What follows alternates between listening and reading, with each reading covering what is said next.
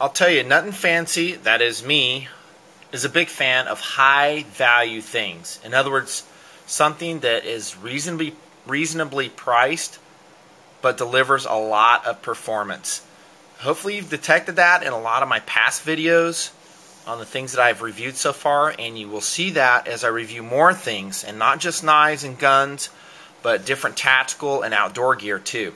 I love it when we get a lot for our money. In fact, that's my most favorite item. I know I have some big ticket items and I've reviewed such in the past, but I get just as much enjoyment out of a $16 knife as I do a $200 knife. That's usually the case.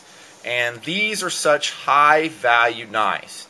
And I know a lot of you guys are budget constrained. That is, you got other things that need your money and yet you still have an addiction to blades. Kind of like me. So you can actually satisfy that addiction with really reasonably priced yet very high quality blades, just like these. And these, of course, are the Buck Bantam knives, which I love. I think they're great blades. They do have some limitations and some drawbacks. I'll talk about them as the review goes on. I'm going to try to fit a review of all three of these knives in a 10-minute video, so wish me luck. Here we go. First off, on the top is the Buck BHW. That's the largest of the line. The mid-size is the Buck BLW.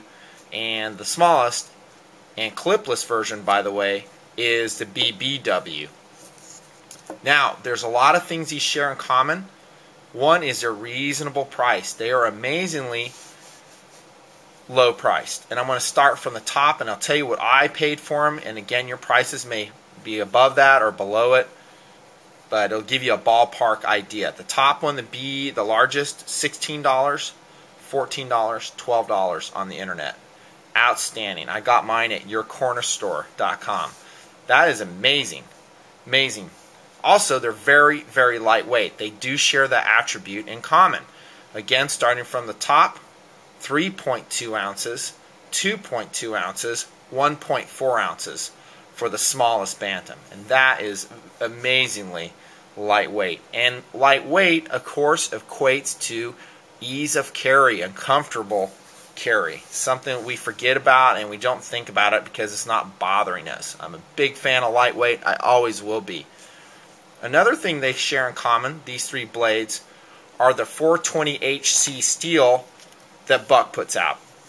Now, I'm not the expert on steels. There's a lot more people around the internet that know more about it than I do. There's several websites you can go to find out more. But the big picture on 420HC steel, which these Bantam knives have, it goes something like this. What makes them so special in a Buck knife is the Buck heat treatment. And they call it the Paul Bos proprietary formula. And Buck has actually always been known for their heat treating capability on their knives, truth be told. And this dates all the way back to their Buck 110. It's always been a very well heat treated knife. And just for the record, it's not just the steel we care about, whether it's 154cm, 440C, ATS-34, S30V. The heat treatment is very critical to it, as is the grind. And I do think that Buck gets the heat treatment down right. I have used the 420HC steels in this and some other knives, and I've been pretty darn happy. It takes a very fine and sharp edge, and it seems to hold it relatively well. Now again, let's not ask the world from this steel, because this is a high value price steel.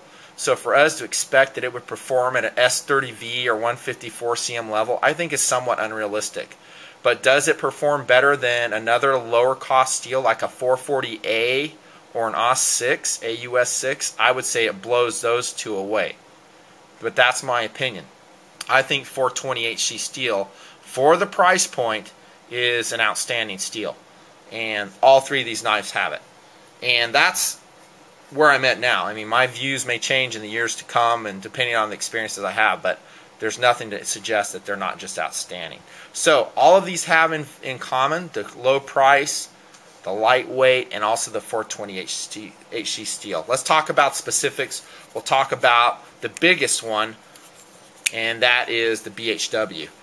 And this has a 3.75-inch blade, and that will put this in the category of lightweight folding tactical and EDC knife. And that blade is very nicely shaped. It's hollow ground, Scotch Brite finish, nice Buck logo in the, ground in, or actually stamped into the side. I like that. A swedge that's unsharpened lightens the blade up, gives it some more aesthetic look. Very nice blade, very functional for both tactical use if we should have to employ it that way. Very similar to the Voyager series actually by Cold Steel, and also for EDC tasks. Excellent. I love the blade shape. How's the deployment on the BHW, the biggest? With a good wrist flip, it's actually pretty quick, and that's a caveat I'm going to add. This is not a knife like a Benchmade where I can just take the thumb and pop it out with a little bit of thumb tension. It's going to need wrist action to bring out, and that's just a design of the knives. The lockup on this knife and all of them is absolutely tight. There's no wiggle at all, up, down, side to side in the BHW, the biggest one, and that's awesome. Now, all of the models also share in common it's a pinned pivot point. You cannot adjust it. It is what it is, and I'll tell you a criticism of that when I get to the smallest model. But for this one, it's awesome. I have no issues with a pivot point that's done right. Very few knives that I've had, like Spyderco's or Bucks, that have been pinned pivot points, have I had problems with. They just seem to work just fine. The handle is very nice. It's FRN, and the reason it's so lightweight in all three models is, thank you very much, Buck avoided putting steel liners in that handle. Instead, I don't have my flashlight handy, but it's actually honeycombed on the interior, so it's very strong and very lightweight. And this is a strong handle. I don't think we're wanting at all for strength because we don't have steel inside that handle. I think it's excellent. There's jimping right here on the handle itself, none on the blade. It's better than nothing. There is no thumb ramp here, so for a thrust cut, you better hold tight. Got somewhat of a choil here for your index finger. That's fine.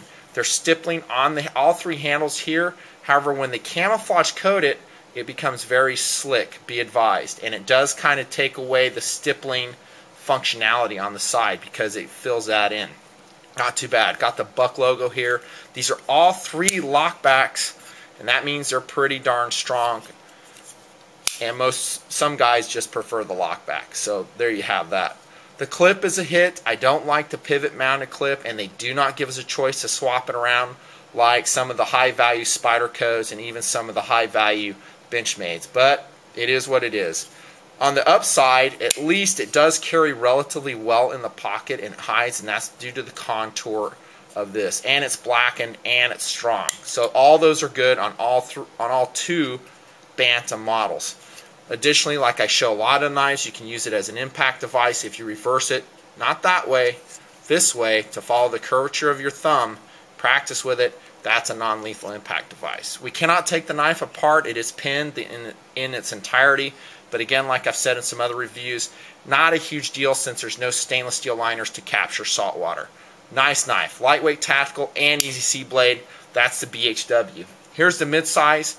The only differences would be that it is a smaller blade, and this would actually be my choice for EDC since it is very well, perfectly sized EDC blade.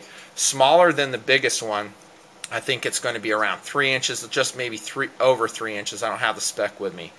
But hollow ground, just like its big brother, razor sharp as it comes out of the box. Amazing for such a low price knife. There's that jimping. I love that camouflage finish on it. Like I said, it does make the handle just a little bit slicker. That's a good look right there, that black blade against that camo. I dig that. Very nice. That's the mid-size BLW, probably your best bet for EDC. Then we go to the tiniest one, the BBW. The hit on this one is it's a lot harder to open than the other two. I don't know if I got a stiff one or what, but it may soften up with use. But right now it's pretty much a two-handed knife, so that pin might be a little bit tight. Also, it does not have a clip on it. I wish it had a clip. This is not a clip knife. This is a pocket knife.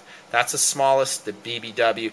Very nice sized blade, though. Very reminiscent of a SOG Flash there, and also a smaller Cold Steel Voyager.